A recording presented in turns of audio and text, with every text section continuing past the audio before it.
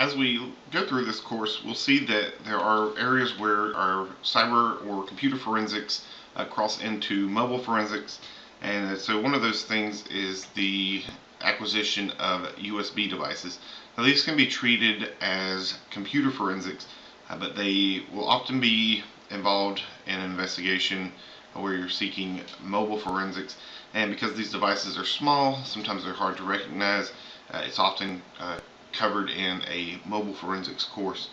So there are a number of ways and a number of pieces of software out there to do an investigation or to do an analysis on USB drives.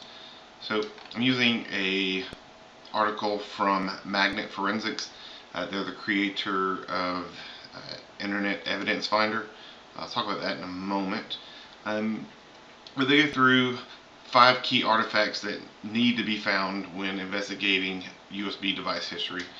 So the reason that USB device history is so important is this is where people may have saved some of the materials that you're most interested in, and you may not always have those devices. What you can do by figuring out the history of the devices is you can say that I'm looking for a Seagate USB drive that's 512 megabytes and the serial number is XYZ.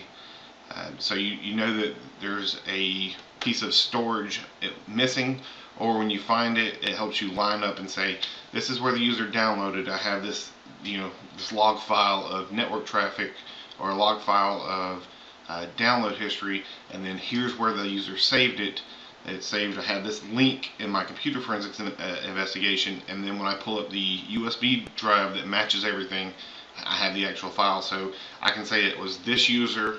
He was signed in with username, password. He did this activity on the computer, and it showed that this information was saved on this device, and here's the device, and here's the information with the timestamp. So it really can strengthen your case. But the 5 artifacts that the Magnet article lists here is you need to look at the USB store located in the system hive. So this is in your registry, right? So this is where you can find most of what you're looking for. So it's under system, current control set, and then enumeration USB store. So this contains the details on the vendor and the brand of the USB device connected, along with the serial number of the device that can be used to match the mounted drive letter, user, and the first and last connect times of the device. So all that's extremely important. The mounted devices key, this is in system and then mounted devices. It allows you to match that serial number to a given drive or volume that was mounted when the device was inserted. Alright, so you may not be able to identify the drive letter if several devices have been added. So let me see if I can pull up my computer here. Do I have anything? Let's see. I don't have any USB devices.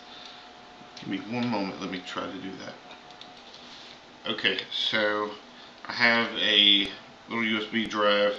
I found this at an investigation. It doesn't have the manufacturer of the drive.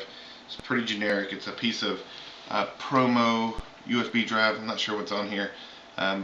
What I'm going to do is I'm going to unplug one of my USB drives so I can free up a slot to plug this in. So I will unplug. Let's see what this does. Let's see. Maybe I can plug it in back here. Nope. Let's see. We'll try this. Let's see if I have a keyboard. Do I also have a? Yep, I have a mouse and keyboard.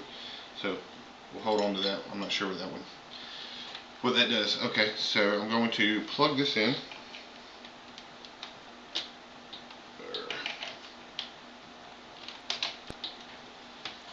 Okay, so I plugged in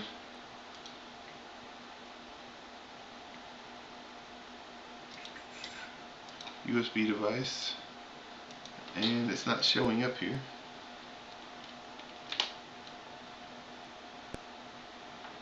Let's see what's going on.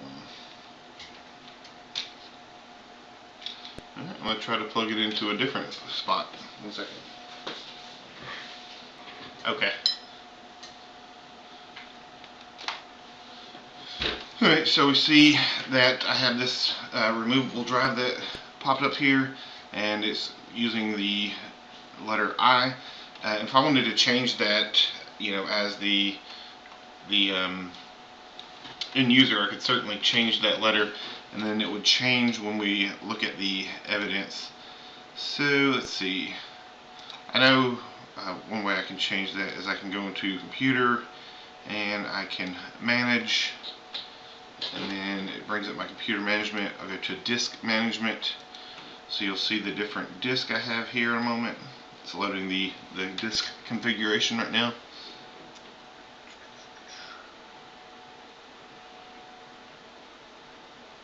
Alright, so we can see all the disks that are currently plugged in, and again, remember that one was letter I, so I can go down here and let's see. So here it is, I. So we can see the file type. So this is a FAT drive. It's 1,000. So it's a 1,000 megabytes here. Let's see these other drives connected. I see some information about them. So this is a Toshiba. This is a Seagate. We don't know what these are, but these are all NTFS. But if I wanted to change this drive letter, change drive letter and path. So if I wanted to change this, I go here and I can just tell it to use drive letter R. As long as it's something that's not being used. Plug it in. It says some programs rely on drive letters, might not run correctly. Do you want to continue? Yep.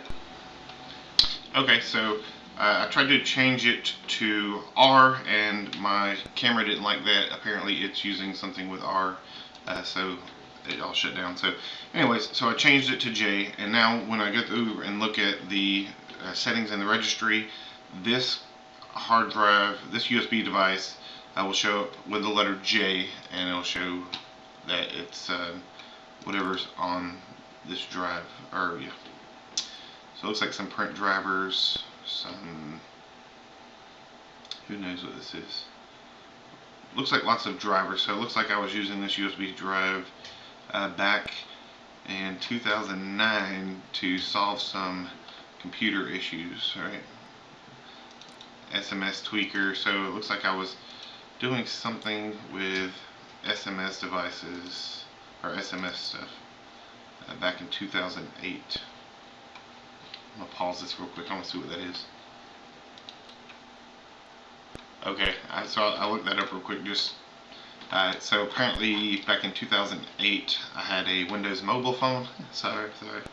I know they're all but dead now, but back in 2008 it was a very different time. You kids just didn't understand what we went through.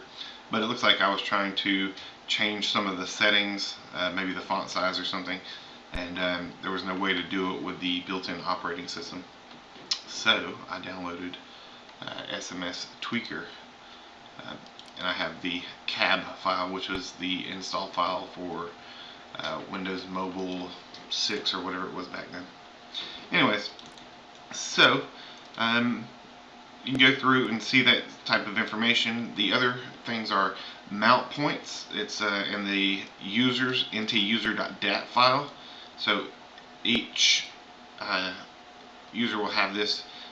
The next is the USB key in the system hive. So system control, current control set USB. So this gives the vendor and the product ID for a device, but also provides the last time it was connected to the system, using the last write time for the key of the device serial number, so investigators can identify the last time it was connected. And then the setup API log will show the serial number where it's at. Let's see. So then they conclude the article saying that investigating USB devices isn't always that easy. There's always scenarios where the USB doesn't interact with the system as described, or where some of the information isn't transcribed. One of the things that they recommend, being the makers of Internet Evidence Finder, is to use their software. I don't currently have that installed. You can get a 30-day trial with some filling out some forms, and there's a few other stipulations. But that is USB forensics. In the next video, we will look at something to look at a live system just to... Nope, we'll go ahead and do that now. So next what we'll do is we'll look at something called USB dview. So it's a small utility. Let me see if I can find the information real quick.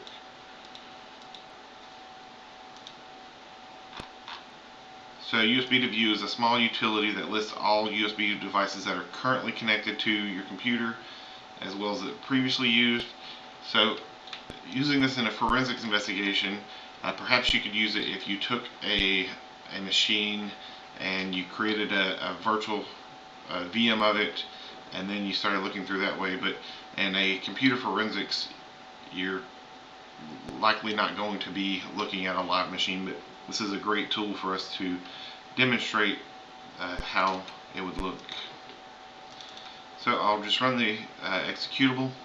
I don't believe it has to install. I think it just runs. And then it'll show me all of the USB devices that have previously been installed and which ones are currently installed.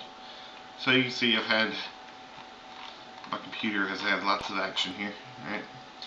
And so we can see the last time something was plugged in or unplugged. So the oldest device was back in 2014, and it was a USB to composite device. Here's something we can see, a serial number. So it used this port when it plugged in. Here's the description of it, Sansa C140. So if I didn't know what that was, I could go and search that on my computer that's not doing the investigation. I happen to know what it is because I had that Sansa C140. As mass storage, it's not currently connected. You can't unplug it, it's not disabled. It's not inside of a hub. There was no drive letter that it remembered. See if they remember some of these other ones. Yeah. Here's the serial number, so this could be very useful in saying that this device was here. Here's the vendor ID, product ID, what firmware was on it,